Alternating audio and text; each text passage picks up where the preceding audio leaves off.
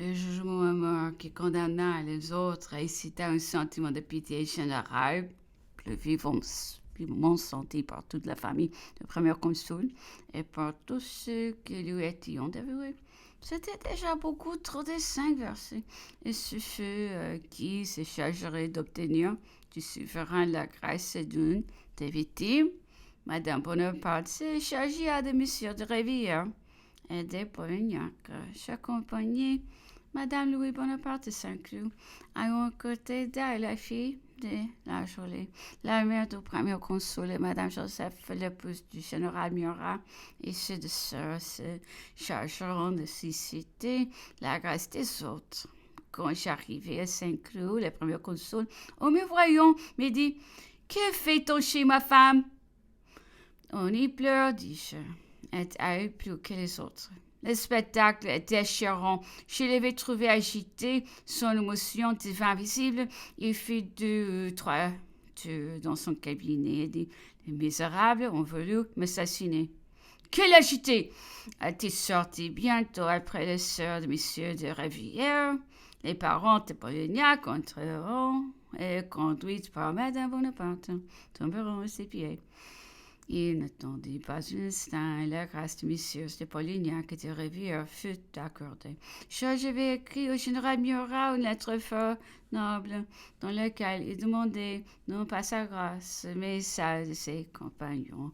Le général me l'a lu avec émotion et demandait cependant si j'étais la première sur la côte d'Angleterre, si on pouvait lui accorder la vie. Ce n'était, disait-il, que changer son gendre de mort, mais elle serait du moins utile à sa patrie. Cette lettre fut un conseil particulier.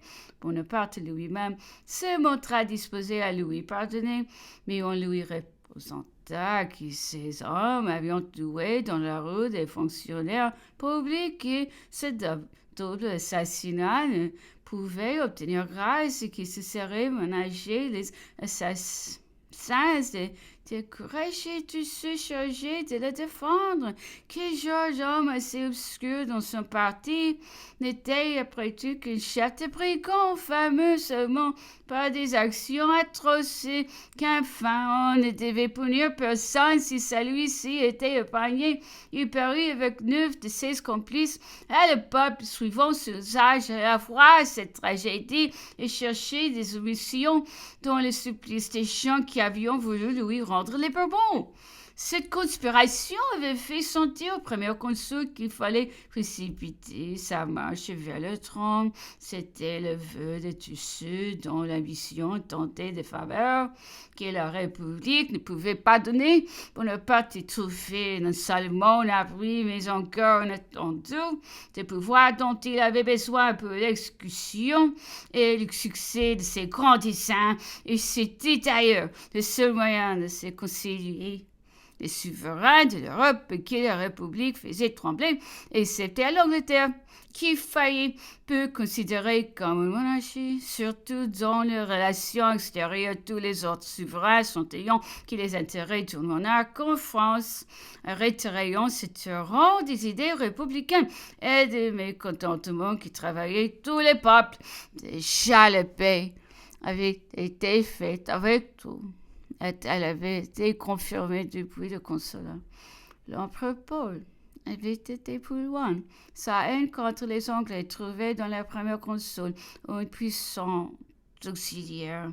Ces deux monarques cherchaient à signaler leur règne par des grandes actions et leur haine commune contre les Anglais les avait beaucoup rapprochés.